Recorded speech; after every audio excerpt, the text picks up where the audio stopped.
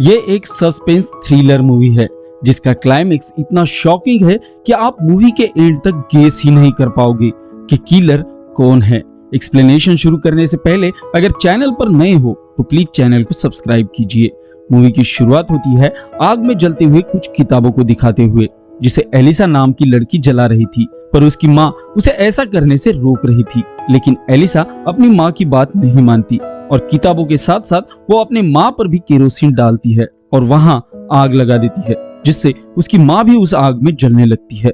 अब ये अलिसिया कौन है और उसने अपनी माँ को क्यों मारा, यह आपको कहानी में आगे पता चलेगा। कहानी अब 6 साल बाद की दिखाई जाती है, जहां हम कॉलेज स्टूडेंट एंजेला को देखते हैं। एंजेला पेशे से एक नोवेल राइटर होती है और वो इस कॉलेज में इसी की डिग्री ले रही थी। इस कॉलेज में एंजेला के कुछ दोस्त भी होते हैं, जिसमें उसकी बेस्ट फ्रेंड सारा, बॉयफ्रेंड नैंडो, राय जो कि सारा का बॉयफ्रेंड होता है, कोल्डो जो कि एक नोवेल ब्लॉगर होता है जो नए नए पब्लिश होने वाले नोवेल पर ब्लॉग बनाता है, ईवा और वर्जीनिया। इसके अलावा सेबस नाम का एक लड़का भी होता है जो कि इन सब ने मिलकर बनाए एक बुक क्लब का हेड होता है। ये सब मिलकर एक नोवेल लिख रहे थे और इसी के लिए इनकी हफ्ते में 2 बार मीटिंग भी होती है। रात को एंजेला एक स्टोरी के बारे में अपने प्रोफेसर लुइस क्रोजेडो को ईमेल भेजने लगती है, लेकिन तभी उसे लगता है कि उन्हें ये पूछना ठीक नहीं होगा, इसलिए वो इस मेल को उन्हें बिना भेजे ही डिलीट करती है। अगले दिन एंजेला जब कॉलेज में लेक्चर अटेंड कर रही थी और उसके सामने प्रोफेसर लुइस लेक्चर दे रहे थे। लेक्चर खत्म होने के बाद एंजेला जब जा रही थी तो प्रोफेसर उसे अपने पास बुलाते हैं और उसे रात के मेल के बारे में पूछते हैं। एंजेला उन्हें कहती है कि मुझे लगा मैंने वो मेल डिलीट कर दिया, पर बाद में वो सोचती है कि शायद डिलीट करने से पहले उसने वो मेल प्रोफेसर को सेंड कर दिया होगा। प्रोफेसर उसे अपने ऑफिस में ले जाते हैं और दरवाजा बंद करते हैं। फिर वो एंजेला को अजीब तरीके से छूने लगते हैं और उसे किस करने ही वाला था कि एंजेला खड़े होकर वहां से जाने लगती है, पर दरवाजा लॉक था। वो एंजेला को शांत करने की कोशिश करते हैं, फिर वो एंजेला के साथ जबरदस्ती भी करना शुरू कर देते हैं। इतने में एंजेला उसे किक मारती है। प्रोफेसर गुस्से में आकर उसे कहता है कि तुमने ही रात को मुझे मेल करके कहा था कि मैं तुमसे प्यार करती हूँ। इसके बाद प्रोफेसर दरवाजा खोलता है और एंजेला को जाते समय धमकी देता है कि अगर ये बात उसने किसी को बताई तो वो उसका पूरा करियर बर्बाद कर देगा। एंजेला ये सारी बात अपने दोस्तों को बता देती है। फिर ये सारे दोस्त मिलकर तय करते हैं कि वो आज रात प्रोफेसर को उसके किए की सजा देंगे। प्लान के मुताबिक ये सभी रात को एक जैसे कॉस्ट्यूम और मास्क पहनकर कॉलेज में आते हैं, जहां प्रोफेसर रात को सोता है। इनका प्लान सिर्फ प्रोफेसर को डराना था। इतने में लाइब्रेरी से कोई बाहर आता है। ये देखते हैं कि वो वर्जीनिया थी। इन लोगों ने इस प्लान के बारे में वर्जीनिया को नहीं बताया था, क्योंकि इनके हिसाब से वो एक डरपोक लड़की थी जो किसी के भी पूछने से उनकी सारी सच्चाई बता देती। पर अब इन लोगों को उसने देख लिया था, इसलिए ये उसे भी अपने साथ शामिल कर लेते हैं। राय मास्क पहने प्रोफेसर के रूम में आता है। प्रोफेसर को लगता है शायद कोई उसके साथ मजाक कर रहा है, पर जब वो अपने पास का हथौड़ा निकालकर उसे दिखाता है तो प्रोफेसर बहुत डर जाता है और उसकी तरफ बोतल फेंक कर वहां से भाग जाता है। इतने में बाहर खड़ी सारा उसके सामने आती है और उसे दौड़ाते हुए बाकियों की तरफ ले जाने लगती है। एक एक करके ये सारे दोस्त उसके सामने वही हथौड़ा लेकर आते हैं और उसे डराते हुए फाइनली वो उसे ऊपर के फ्लोर पर भगाने में कामयाब हो जाते हैं, जहां एंजेला पहले से ही खड़ी थी। एंजेला अपना मास्क पहन रही थी, तभी प्रोफेसर के सर में कोई सच में हथौड़ा मार देता है। प्रोफेसर एंजेला के पास पहुंचता है, पर एंजेला का मास्क ठीक से नहीं बैठा था, जिससे प्रोफेसर को उसका धक्का लग जाता है। प्रोफेसर ऊपर से नीचे गिरता है और उसकी मौत हो जाती है। प्रोफेसर की मौत से ये सभी डर जाते हैं और उन्हें लगता है कि एंजेला ने ही प्रोफेसर को जानबूझकर धक्का दिया। फिर ये लोग तुरंत वहां से बाहर आ जाते हैं और तय करते हैं कि इस हादसे के बारे में कभी भी कोई बात नहीं करेगा और एक दूसरे से प्रॉमिस करते हैं। फिर अपने कपड़े और मास्क जला देते हैं। अगले दिन जब एंजेला कॉलेज में आती है तो हर तरफ प्रोफेसर के मौत की बात चल रही थी, पर सारे लोग ये समझ रहे थे कि ये एक सुसाइड है और न्यूज में भी यही आ रहा था, जिससे ये लोग राहत की सांस लेते हैं। अगले दिन जब ये लोग लेक्चर अटेंड कर रहे थे तभी इन सभी को अपने मोबाइल पर द मैड क्लोन नाम के ग्रुप में ऐड किया जाता है, जिसे देखकर ये सभी हैरान होते हैं। एंजेला जब उस मैसेज को ओपन करती है तो उसमें चैप्टर 1 लिखा था और उस चैप्टर में उन लोगों ने प्रोफेसर को कैसे मारा था उसकी सारी कहानी लिखी थी, जिसे पढ़ने के बाद ये सभी शॉक हो जाते हैं। फिर ये सभी सोचते हैं कि इतने डिटेल में जानकारी सिर्फ उसी को पता हो सकती है जो उस समय उस जगह पर मौजूद था। फिर ये एक दूसरे को ही इसके लिए ब्लेम करने लगते हैं। ये लोग कभी अच्छे दोस्त हुआ करते थे, पर अभी इन्हें एक दूसरे के ऊपर ही भरोसा नहीं था। रात को जब एंजेला बाथरूम में होती है तभी उसे उसके पीछे खड़ा हुआ वही मास्क पहना आदमी दिखाई देता है। एंजेला उसे देखकर बहुत डर जाती है। तभी वहां दो लड़कियां आती है और वो वहीं से बाथरूम में जाती है, पर उन्हें वहां वो मास्क पहना हुआ आदमी नहीं दिखाई देता। एंजेला अब अपने आप को यकीन दिलाने लगती है कि वो जो कुछ भी देख रही है वो सच नहीं है। तभी वो आदमी उसकी तरफ वो हथौड़ा लेकर मारने के लिए दौड़ता है। ये देखकर एंजेला जोर से चिल्लाती है और उसके सामने उस आदमी की जगह सारा होती है। सुबह एंजेला के पास सेबस आता है और वो उसे अपना मोबाइल दिखाते हुए कहता है कि उस किलर का एक और मैसेज आया है। एंजेला जब उस मैसेज को देखती है तो उसे उस पर चैप्टर 2 दिखाई देता है, जिसमें टाइटल लिखा था कि बच्ची की मौत। और इसे पढ़कर एंजेला समझ जाती है कि वो किलर वर्जीनिया की बात कर रहा है। उस किलर ने वर्जीनिया को किस तरह से मारा ये सारी बात उस मैसेज में लिखी थी। उसने लिखा था कि वर्जीनिया प्रोफेसर की मर्डर की वजह से बहुत डरी हुई थी और वो घर जाना चाहती थी। फिर वो बस स्टॉप पर पहुंची जहां पर कोई भी नहीं था। वो वहां बैठकर गाड़ी का इंतजार कर रही थी। तभी उसके सामने मैं आया। वो मुझे देखकर डर गई और चिल्लाई। मैं उसे पकड़ने ही वाला था कि तभी वो वहां से भाग गई और भागकर एक पुरानी खंडर पड़ी बिल्डिंग में गई। वो आगे आगे भाग रही थी, तभी एक जगह जाकर वो नीचे गिर गई और जमीन में दबी एक धारदार लोहे की ब्लेड उसके पूरे शरीर को चीरते हुए बाहर निकली। वो मुझसे अपनी जान की भीख मांग रही थी, लेकिन मैंने अपना धारदार हथियार उसके मुंह में घुसाया और उसे मार डाला। एंजेला और सेबस भागते हुए उस किलर ने बताए हुए जगह पर आते हैं, लेकिन वहां उन्हें कुछ भी दिखाई नहीं देता, ना जमीन पर गिरा हुआ वर्जीनिया का खून और ना ही उसकी लाश। जब ये दोनों ऊपर देखते हैं तो वहां पर उन्हें खून से लिखा हुआ टू बी कंटिन्यूड दिखाई देता है। फिर ये सभी लाइब्रेरी में इकट्ठा होकर ये इस बात का पता करने की कोशिश करते हैं कि आखिर किलर कौन हो सकता है, पर ये किलर का पता ना लगाते हुए एक दूसरे पर ही इल्जाम लगाना शुरू करते हैं। सभी लोगों का शक नैंडो पर जाता है क्योंकि वो यहाँ नहीं आया था, पर एंजेला उन्हें समझा देती है कि नैंडो एक काम में फंसा है और वो नहीं आ सकता। बहुत देर तक सर्च करने के बाद भी इन्हें उस किलर का कुछ भी पता नहीं चला। तभी एंजेला नैंडो को कॉल करने के लिए दूसरे कमरे में आती है तो उसे उस किलर का मैसेज आता है। उसमें लिखा था कि क्या तुम कोई बुक ढूंढ रही हो। इस पर एंजेला अपने आसपास देखने लगती है और उसे रिप्लाई करती है कि क्या तुम मुझे देख रहे हो। वो कहता है कि हाँ। इतने में वो किलर उसके सामने आ जाता है और अपना हाथ हिलाकर एंजेला को हाय करने लगता है। वो अपने हाथ में हथौड़ा लिए एंजेला के पीछे दौड़ने लगता है। एंजेला अपनी जान बचाकर वहां से भागती है। तभी उसके सामने नैंडो आता है। नैंडो को देखकर एंजेला चैन की सांस लेती है। तभी नैंडो के पास से उस किलर ने पहना मास्क नीचे गिरता है। वो एंजेला से कहता है कि ये मुझे बाहर मिला है, ये मेरा नहीं है। पर नैंडो की बातों का कोई भी यकीन नहीं करता और सबको लगता है कि मास्क वाला किलर नैंडो ही है। नैंडो उन्हें समझा रहा था कि वो किलर नहीं है, पर वहां उसकी बात पर किसी को भी यकीन नहीं था और नैंडो यहाँ से चला जाता है। इसके बाद एंजेला रात को सेबस के घर आती है और वो उसे कह रही थी कि आखिर नैंडो ऐसा कैसे कर सकता है, पर सेबस उसे यकीन दिलाने लगता है कि वो किलर नैंडो ही है, क्योंकि सेबस अंदर ही अंदर एंजेला से प्यार करता था और वो नैंडो की जगह लेना चाहता था।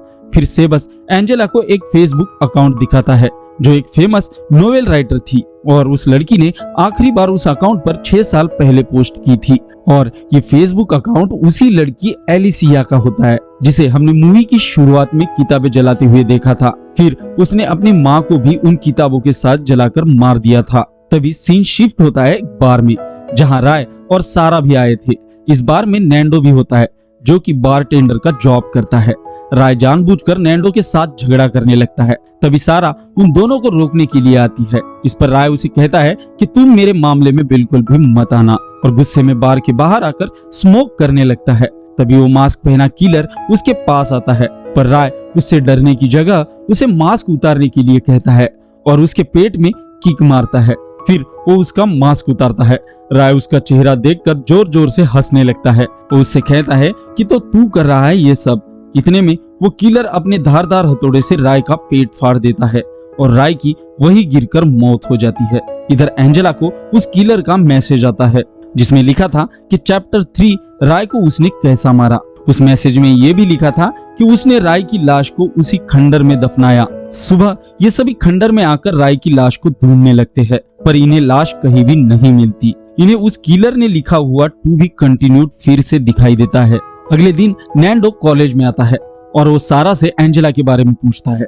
सारा उसे कहती है कि उस किलर ने एंजेला से कहा कि अगली बारी उसकी है, इसलिए वो छिपी हुई है और उसने तुम्हें उसका एड्रेस बताने के लिए मना किया है क्योंकि उसे तुम पर भरोसा नहीं है। इधर सेबस एंजेला को उस किलर से बचाने के लिए अपने फार्म हाउस पर ले आता है और उसे फ्रिज से वाइन ले आता हूँ कहकर वहाँ से चला जाता है। एंजेला वहाँ पर किताब देख रही थी, तभी उसे अपने पीछे किसी के होने का एहसास होता है। जब वो पीछे मुड़कर देखती है तो उसे ऊपर वही किलर दिखाई देता है। उसे देखकर एंजेला डरते हुए अपने आप को यकीन दिलाने लगती है कि ये सच नहीं है। तभी उसके पास वाइन लिए सेबस आता है और ऊपर खड़ा वो किलर वहाँ से गायब हो जाता है। सेबस फिर एक बार एंजेला को एलिसिया का अकाउंट दिखाते हुए कहता है कि इस लड़की ने उसे 6 साल पहले फॉलो किया था, लेकिन तब से उस लड़की ने एक भी स्टोरी पब्लिश नहीं की।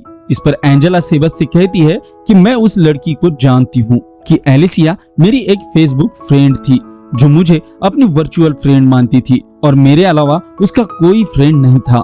उसकी माँ उसे लिटरेचर बनाना चाहती थी और उसे जबरदस्ती पढ़ने और लिखने के लिए कहती थी। एलिसिया के ऐसा ना करने पर वो उसे बहुत मारती भी थी। एलिसिया मुझे ये सारी बातें बताती थी। मैं तब एक नई नोवेल राइटर थी, तो मैंने एलिसिया की रियल लाइफ की कहानी ही पब्लिश की जो कि लोगों को बहुत पसंद आई। इस पर एलिसिया ने गुस्से में आकर मुझसे कहा कि एक दिन वो ऐसी कहानी लिखेगी जिससे मुझे उसके दर्द से भी कहीं ज्यादा दर्द होगा। इस पर सेबस एंजेला से कहता है कि कहीं वो किलर एलिसिया तो नहीं। इस पर एंजेला सेबस से कहती है एलिसिया ने पहले अपनी माँ को जलाया और फिर खुद भी उसी घर में जलकर मर गई। इतना सेबस को बताकर वो उससे कहने लगी कि इन सब की जिम्मेदार मैं ही हूँ, मेरी वजह से सब मारे जा रहे हैं।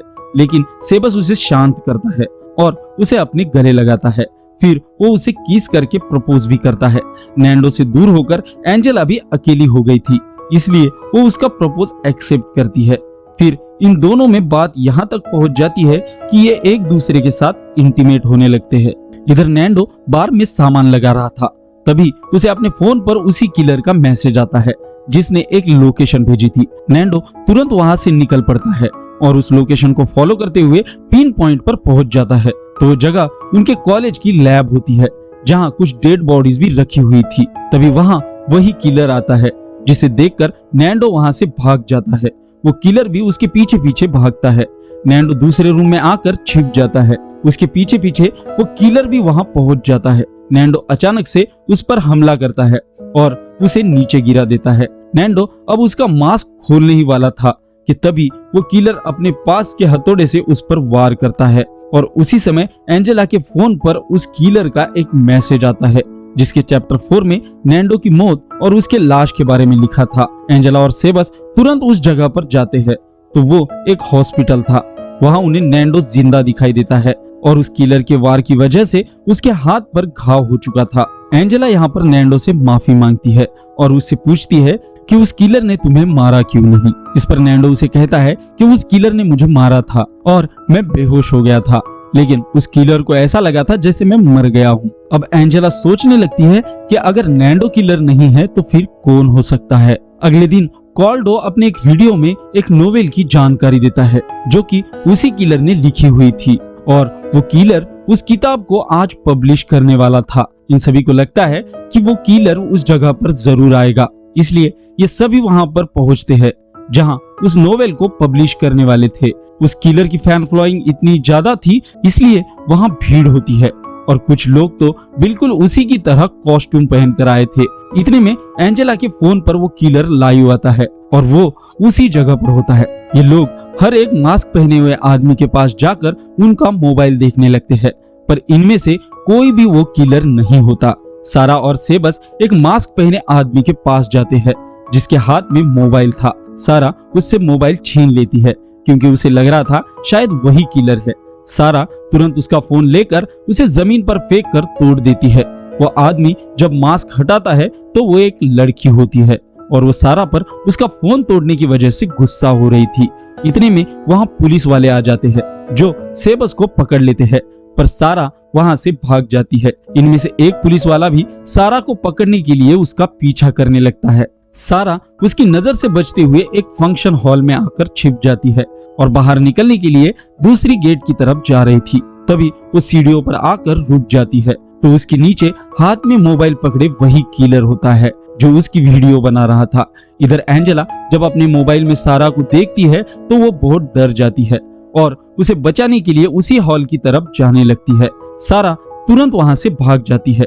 वो किलर भी उसे मारने के लिए उसके पीछे भाग रहा था। एंजेला उस हॉल के डोर के पास पहुंच जाती है पर वो डोर लॉक होता है।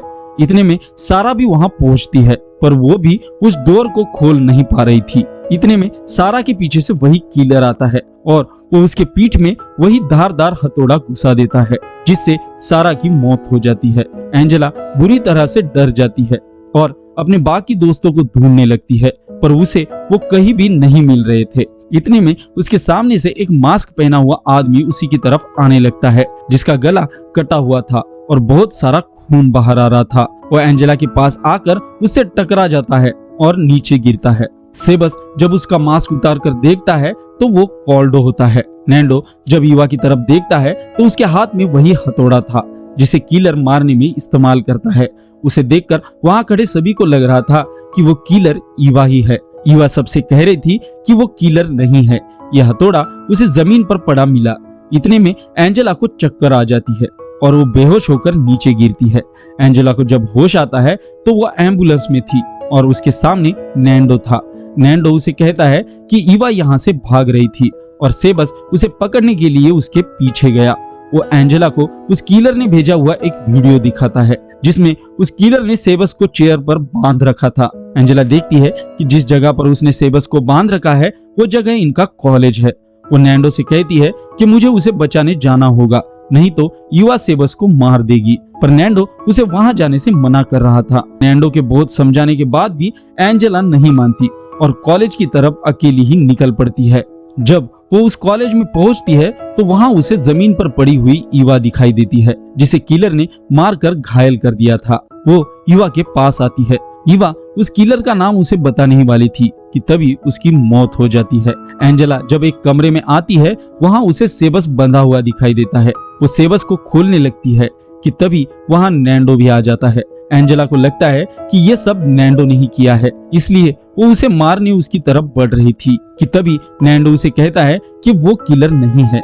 सेबस एंजेला को कह रहा था कि वो नैंडो की बातों में ना आए, पर एंजेला इन दोनों की बातें सुनकर कंफ्यूज हो जाती है और वो फैसला नहीं कर पा रही थी कि नैंडो वो किलर है या नहीं। इतने में सेबस खड़ा हो जाता है और एंजेला के हाथ से वो हथौड़ा लेकर उसे धक्का देता है। फिर वो नैंडो के पास आकर उसके पेट में वो धारदार हथौड़ा घुसा देता है जिससे नैंडो वही गिर जाता है। एंजेला को अब पता चल गया था कि किलर सेबस ही है और उसी ने उसके सारे दोस्तों को मार दिया। एंजेला उसे पूछती है कि ये सब करने की वजह क्या है, तो सेबस उसे सारी कहानी बताना शुरू करता है कि वो एक रियल स्टोरी नोवेल राइटर बनना चाहता था। उसने सबसे पहले एक प्लान बनाया और उस रात एंजेला के रूम में आकर उसी के लैपटॉप से प्रोफेसर को मैसेज भेजा। फिर प्लान के हिसाब से वो तुम्हें ऑफिस में ले गया और जबरदस्ती करने लगा। उस रात कॉलेज में मैंने ही उसके सर में हथौड़ा मारकर उसे घायल किया था। ये सब सेबस एंजेला को बता रहा था तो एंजेला अपने पास की पेन निकालकर उसे अपने हाथ में लेती है। वो एंजेला से कहता है कि मैंने तुम्हें ही इसलिए चुना क्योंकि एलिसिया मेरी गर्लफ्रेंड थी और तुम्हारी गलती की वजह से उसे बहुत तकलीफ हुई थी। इतने में एंजेला वो पेन एक ही झटके में सेबस के जबड़े के आर पार करती है। इससे सेबस दर्द से चिल्लाता है और एंजेला को यहाँ से भागने का मौका मिलता है। वो भागते हुए यहाँ से बाहर निकलने का रास्ता ढूंढ रही थी कि तभी उसके सामने वही मास्क पहने किलर आता है। एंजेला सोचती है कि सेबस तो वहाँ है, फिर ये कौन हो सकता है। इतने में वो किलर अपना मास्क हटाता है तो वो वर्जीनिया होती है, जिसे देखकर एंजेला बहुत शॉक हो जाती है। वर्जीनिया उसे कहती है कि मैं वर्जीनिया नहीं बल्कि तुम्हारी वर्चुअल दोस्त एलिसिया हूँ। ये सुनकर एंजेला डर जाती है और उसे कहती है कि ये नहीं हो सकता, एलिसिया तो मर गई थी। पर वर्जीनिया उसे कहती है कि वो बस एक मरने का नाटक था। तुम्हें याद है ना कि मैंने तुमसे कहा था कि मैं एक दिन ऐसी कहानी लिखूंगी जिससे तुम्हें बहुत दर्द होगा। तभी वहाँ सेबस भी आ जाता है। फिर ये दोनों भी एंजेला को मारने के लिए आगे बढ़ने लगते हैं। तभी एंजेला देखती है कि उन दोनों के पीछे से नैंडो आ रहा है, जो एक फ्लावर पॉट अपने हाथ में उठाकर इनकी तरफ ही बढ़ रहा था।